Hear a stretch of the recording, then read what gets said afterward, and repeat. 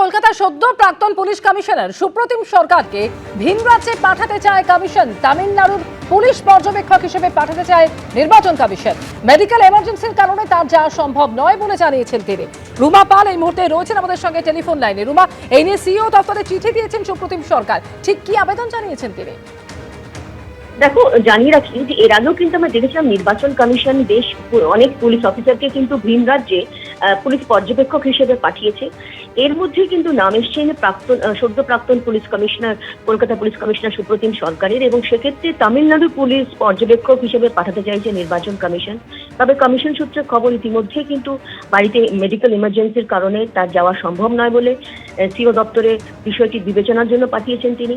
CO দপ্তর থেকে সেই চিঠি অবশ্যই ইসিআই কে পাঠিয়ে দেওয়া হয়েছে। তবে এর আগে আমরা দেখেছি বিভিন্ন ইস্যুতে এর আগে যখন আমলাদের এবং পুলিশ পর্যবেক্ষকদের বিভিন্ন জায়গায় পাঠানো হচ্ছিল, সেক্ষেত্রেও কিন্তু মেডিকেল এমার্জেন্সির ক্ষেত্রে এরকম চিঠি এসেছিল সিও দপ্তরে, অন্য ইস্যুতে অন্য আমলাদের ক্ষেত্রে সেটাও কিন্তু পাঠানো হয়েছিল ইসিআই থেকে। তাও কিন্তু দেখা গেছে তারপর কোনো কিছু অনেক সময় ওটা অনুমোদন হয়েছে, আবার অনেক সময় হয়নি। তবে এই মুহূর্তে যেহেতু এই চিঠি এসে ইসিআই কে পাঠানো হয়েছে, এখন দেখার ইসিআই কি সিদ্ধান্ত নেয়। যদিও ইসিআই চাইছে যে একদম তামিলনাড়ুর পুলিশ পর্যবেক্ষক হিসেবে সদ্য প্রাক্তন যিনি পুলিশ কমিশনার রয়েছেন কলকাতার সুপ্রতিম সরকারকে পাঠাতে। তবে সবকিছু নির্ভর করছে এখন ইসিআই সিদ্ধান্তের উপরে। ধন্যবাদ রুমা।